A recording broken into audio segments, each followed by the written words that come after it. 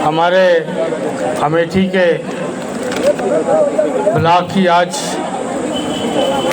ये मीटिंग के अंदर हमारे समस्त मंचासीन नेतागण और हमारे समस्त हमारे सेक्टर प्रभारी, ब्लॉक अध्यक्ष, यूथ कांग्रेस के अध्यक्ष और उसके अलावा हमारे ग्राम सभा के अध्यक्ष और हमारे अमेठी की सम्मानित जनता, मैं आपके सामने एक प्रत्याशी के रूप में यहाँ पे आया हूँ आज।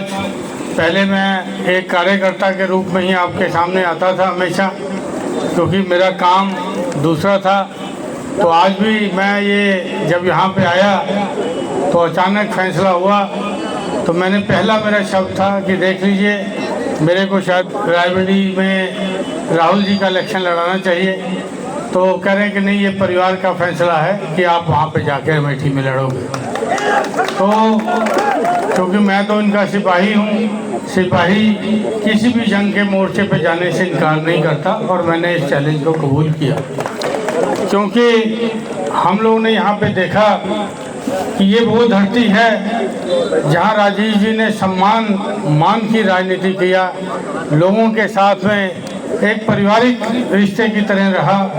कोई राजीव जी को कोई राजू भैया कहता था, तो उनको कभी किसी ने राजीव गांधी या इतने संबोधनों से नहीं किया, यहाँ पे राजू भैया उनके नाम से लगता था।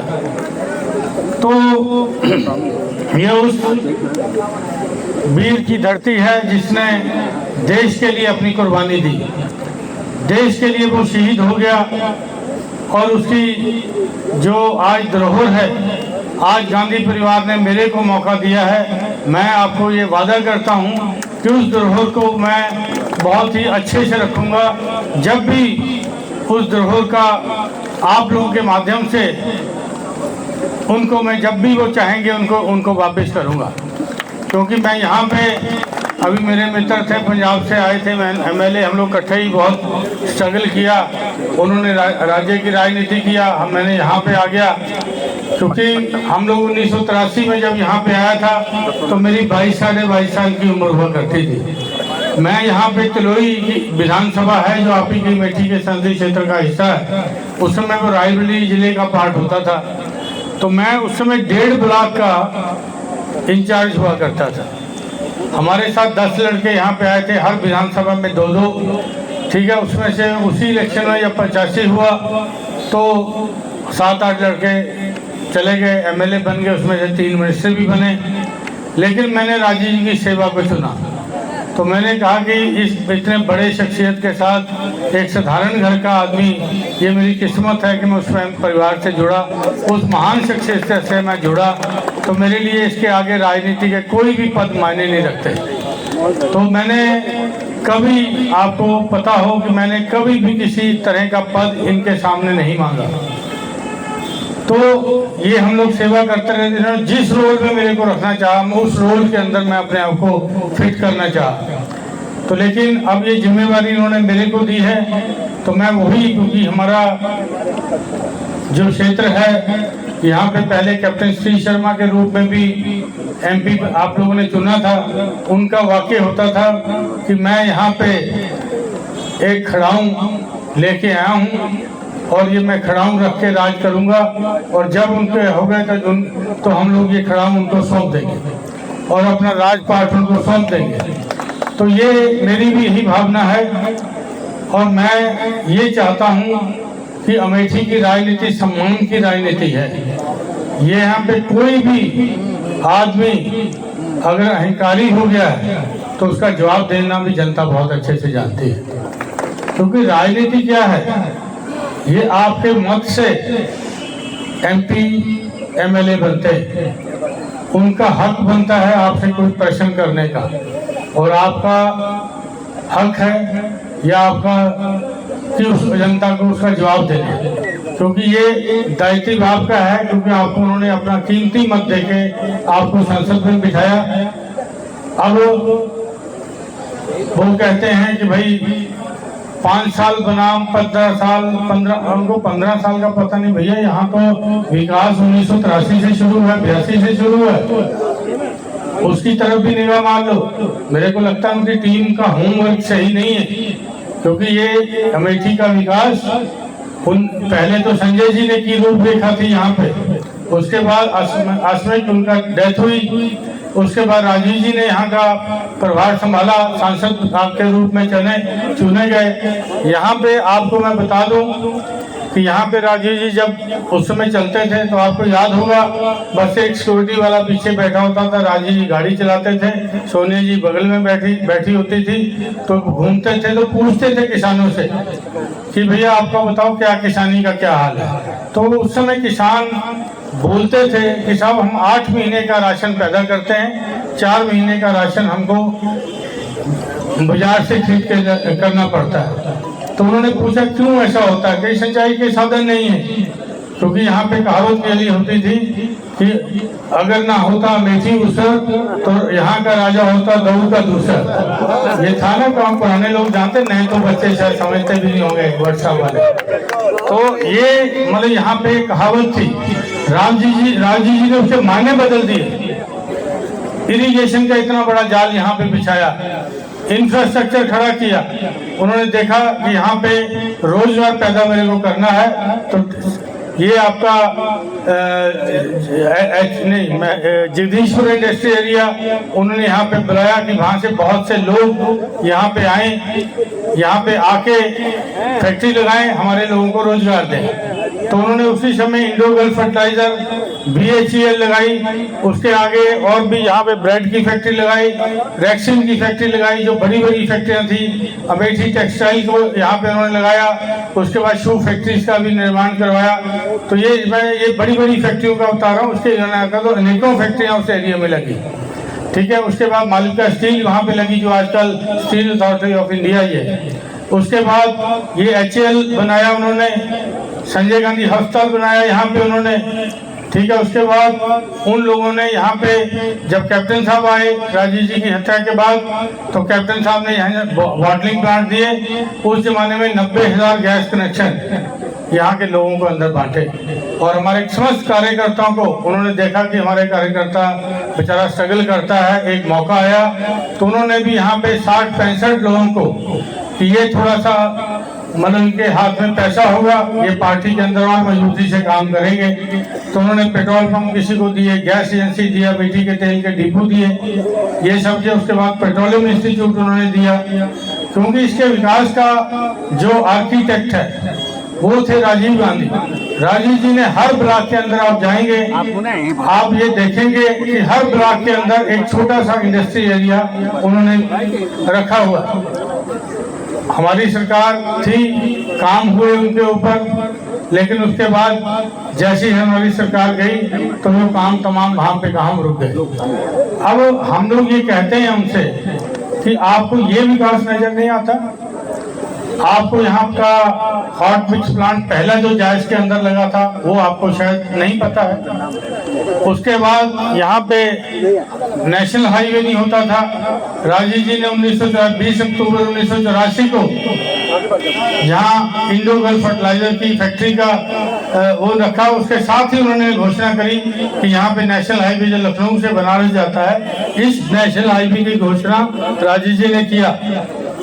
राहुल जी आए तो यहाँ 4-4, 5-5 नेशनल हाईवे यहाँ पे बने, और ये कहते हैं काम नहीं हुआ। और उसके बाद जो सुखोई जहाज का पुर्जे हैं जो हमारे HAL में बनता है, यहाँ पे जवाहर नवोदय विद्यालय खुलवाया उन्होंने कि गरीब घर के बच्चे पढ़ के जो पब्लिक स्कूलों के कंपटीशन के उस लायक बने, तो राजीव नवोदय विद्यालय उन्होंने यहाँ कराया। तो ये उनको दिखता ही नहीं है, पता नहीं क्या कैसा है, मेरे को समझ नहीं आता। ACC सीमेंट की स्थापना यहाँ पे हुई है, उसको उन्होंने नहीं पता है उनको। तो कितने यहाँ पे काम हुए उनको नहीं पता। वेस्पा स्कूटर की इंडस्ट्री लगाई, वो उनको नहीं पता। बैक सेंटर खोले कि यहाँ के दुधारू पशु हों, वो उनको नहीं पता। तो पता क्या है भैया, 5 साल में आप तो बता दो। ये जो होता है कि हमने रिंग रोड बना दिया, हमने बाईपास बना दिया, भैया ये याद करो, यहाँ अमेठी के ही लोग बैठे हैं, जब ये बाईपास पास हुआ था तो तमाम व्यापारी राहुल जी से मिलने आए थे, तो इसका मतलब है बाईपास तो तब का सेंक्शन है। हाँ सही है। ठीक है, आप लोग कहते थे कि हमारा बाजार ना तबाह हो जाए, इसको कहीं अन्यंत्र बना दीजिए, आपने जगहों का भी सुझाव दिया, तो मेरे मन में भी बात लगी कि मैं क्यों बाजार करें, इतना ऐतिहासिक बाजार है, पुराना बाजार है, तो इसको क्यों करें। आज लोगों की दुकानें, क्योंकि जाम जरूर लगता था, लेकिन अगर बाईपास बाहर से बन जाता तो समस्या हल हो जाती, तो लेकिन उनको कष्ट देना था दुकानदारों, उनके दुकानें खत्म करनी थी। ये क्योंकि मायावती जी जब यहाँ पे थी तो ये रिंग रोड की कल्पना मायावती जी के टाइम पे हो गई थी, ठीक है ना। जब पुनपुर कांड हुआ था उसके बाद मायावती जी यहाँ पे आई थी, उन्होंने यही घोषणा करी थी, बोले इनको बड़ा अच्छा लगता है कि दूसरे काम के ऊपर अपना झंडा लगा दो, ठीक है। क्योंकि सेना के अंदर एक सिपाही था जिसने युद्ध नहीं लड़ता था वो, तो उन्होंने कहा कि भाई कैसे माने कि तुम युद्ध लड़ते हो, तुम ऐसे करो अपना झंडा गाड़ दिया करो वहां जाके। तो उन्होंने क्या किया, मरे घोड़े पे झंडा लगाया था। तो वो सेनापति गया वहां पे कि भैया तुम ये बताओ, तो इनके तो सर कटे हुए हैं, तो बोले सर तो सर कोई ले गया, लेकिन आपने कहा था झंडा, मैंने तो मरे घोड़े के ऊपर झंडा लगा दिया, तो इनका ये हाल है। चलिए, अच्छा दूसरा बात, हम मुद्दे पे आते हैं, क्योंकि हमको चुनाव लड़ना है मुद्दों पे, हम लोगों के इनकी कहा सुनी पे बात नहीं करनी, क्योंकि ये तो बहुत कुछ बोलेंगे, सब कुछ खोलेंगे, ये हमको उलझाने की कोशिश करते हैं, जनता को उलझाने की कोशिश करते हैं। आप अपने मुद्दों से मत बहकिए। जो इन्होंने 10 साल में कहा था, अब 10 साल हो गए इनको भी, यूपीए के टाइम पे भी 10 साल हमने हिसाब दिया, हम हिसाब देते हैं कि यूपी के 10 साल में हमने क्या काम किया। आप 10 साल का हिसाब दे दीजिए, अगर हम आपसे पीछे रह जाएंगे तो हम मान लेंगे कि आप जीत गए, लेकिन इनके पास कोई जवाब नहीं। अब वो क्या होता है, जब प्रधानों को एक वित्त योग से पैसा आता है, अब वो प्रधानों के खाते में जाता है, चाहे वो कांग्रेसी प्रधान है, बसपा का है, सपा का है, वो भारत सरकार का फंड है, सबको जाता है। इन्होंने कहा कि वो भी हमने दिलवा दिया। प्रधान समझते हैं कि यार मतलब ये तो हमको हर साल आता है, तो कोई ये अभी ये कोई स्पेशल आता है, डबल आ जाता है, तो भी कहते हैं कि प्रधानों का इतना फंड आता था, अब हमने डबल करवा दिया। लेकिन कैसे कैसे लोग हैं, या अमेठी की जनता को समझते हैं कि ये बेवकूफ़ है। अमेठी की जनता यहाँ से दिशा देती है देश को। मैं आपको छोटी सी बात बताता हूँ कि यही गौरीगंज के पास का एक गांव है, टिकरिया के पास, राजू जी का प्रोग्राम लगा हुआ था, तो प्रधान जो गांव के थे उनके यहाँ कार्यक्रम लगा था, राजू जी बैठे थे, वो तो ऐसे ही तख्ते पे बैठते थे, सब कुछ करते थे। तो प्रधान जी ने कहा कि राजू जी देखिए हमको एक आपसे शिकायत है। तो उसने कहा, बोला बताओ भाई, अब तो मैं प्रधानमंत्री हूँ तो मैं दूर कर दूंगा, ये उधर रहने दो, कोई साइड कर दो। तो उन्होंने ये कहा कि साहब जैसे देश के प्रधानमंत्री हो आप, तो मैं भी तो अपने गांव का प्रधानमंत्री हूँ। लोकतंत्र में तो भाई ये होता है कि जहाँ का छोटी इकाई हमारी ग्राम सभा है पहले। तो उन्होंने कहा कि हाँ तुम बिल्कुल अपने गांव के प्रधानमंत्री हो।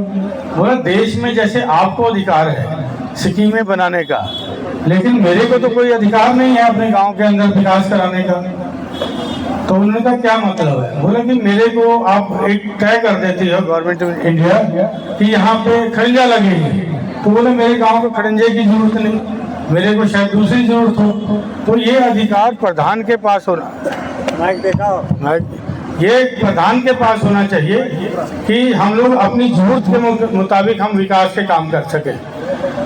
तो ये उसी समय जो जवाहर रोजगार योजना का आइडिया उस प्रधान ने यहाँ पे दिया और जो पूरे देश के अंदर वो लागू हुआ।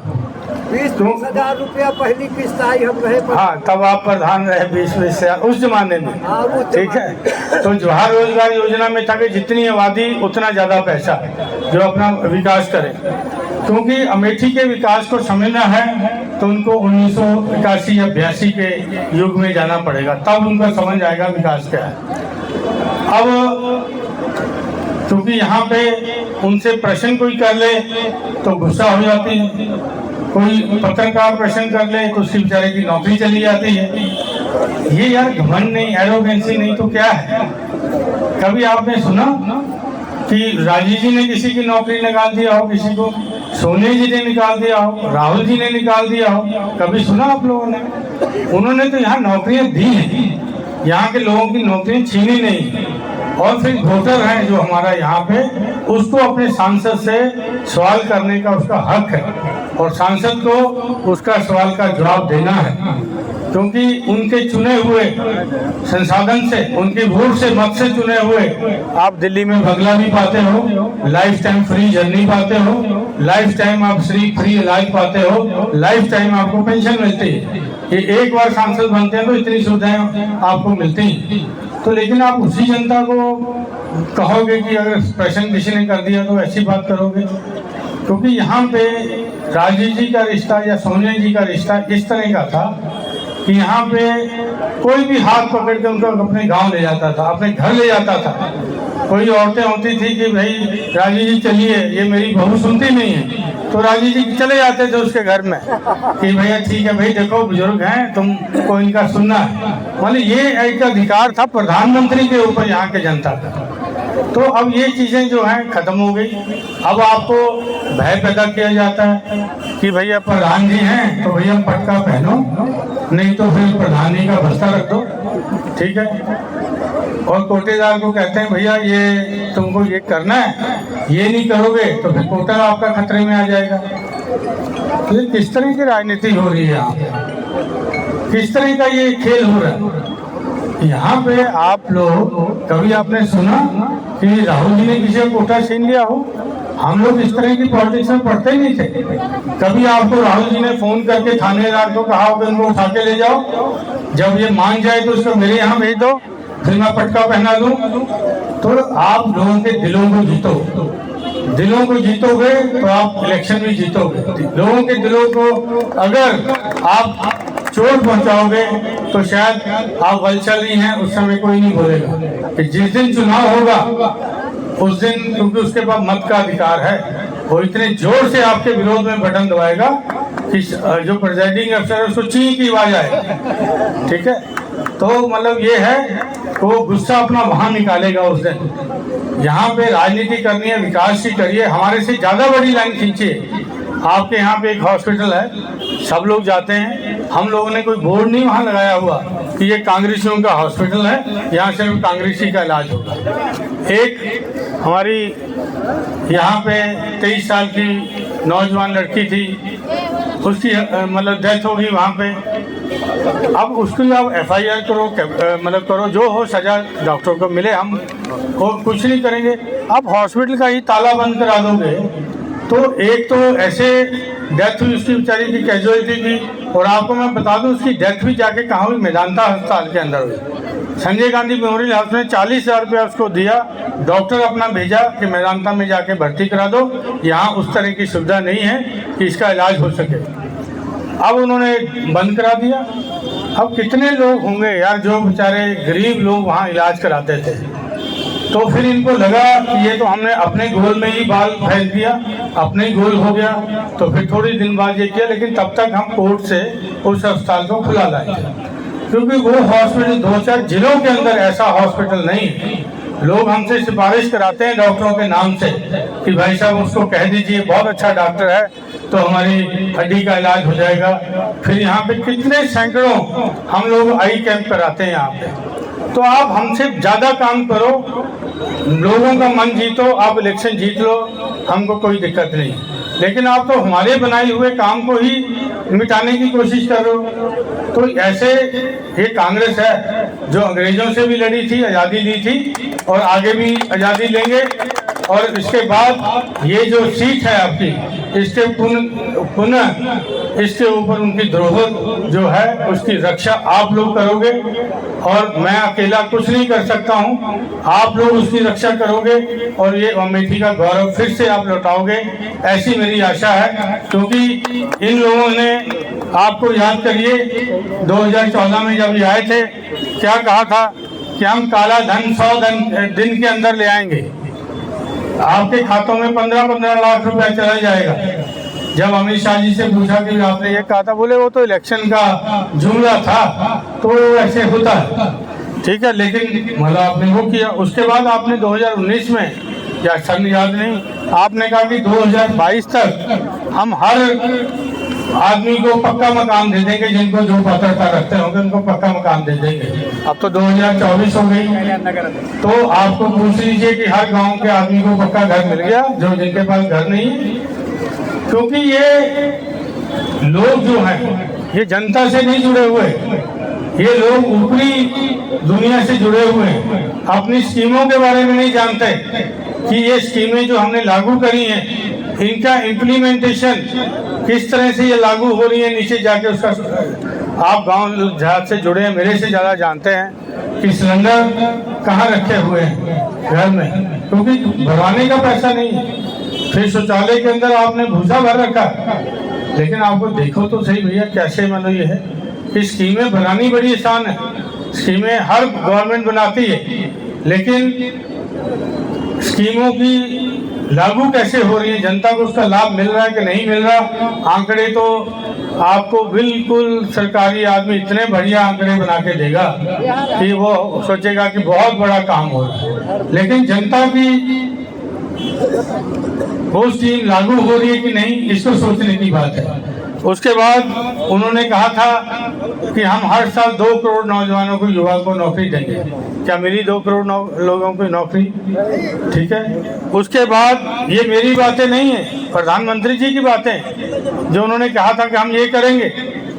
आपने एक बार मौका दिया, फिर दूसरी बार मौका दिया, तो लेकिन उनका पहला घोषणा पत्र ही यहाँ पे लागू नहीं हुआ। फिर उन्होंने युवाओं को रोजगार के नाम से क्या दिया, अग्निवीर योजना दे दी। तो अग्निवीर योजना में 18 साल का बच्चा भर्ती होगा, 22 साल के अंदर वो वापिस आ जाएगा। फिर इतना अहंकार देखो कि एक बीजेपी के पदाधिकारी ने, उन्हें पूछा पत्रकार ने कि क्या करोगे जब ये 4 साल के होके बाहर आ जाएंगे, तो उन्होंने कहा कि हम बीजेपी के कार्यालय में उनको चौकीदार की नौकरी दे देंगे। ये हमारे अग्निवीरों का ये सम्मान है उनकी दृष्टि में। तो मेरा यही कहना है कि अमेठी का गौरव को पहचानिए, उसके ऊपर अपना मत दीजिए, अपना अच्छा बुरा समझ के मत दीजिए, मेरी बात पे मत करिए। और जो आपने दंश झेला है 5 साल के अंदर, उसको सोचिए जब बूथ के अंदर जाएंगे तो थोड़ा स्मरण कर लीजिए कि अमेठी में किन लोगों ने काम किया है और किन लोगों ने काम रोके हैं। मेरा इतना ही कहना है, क्योंकि काफ़ी देर हो गई, लोगों को गांव तक जाना होगा। तो मैं पुनः सबका आभारी हूँ। धन्यवाद। जय हिंद।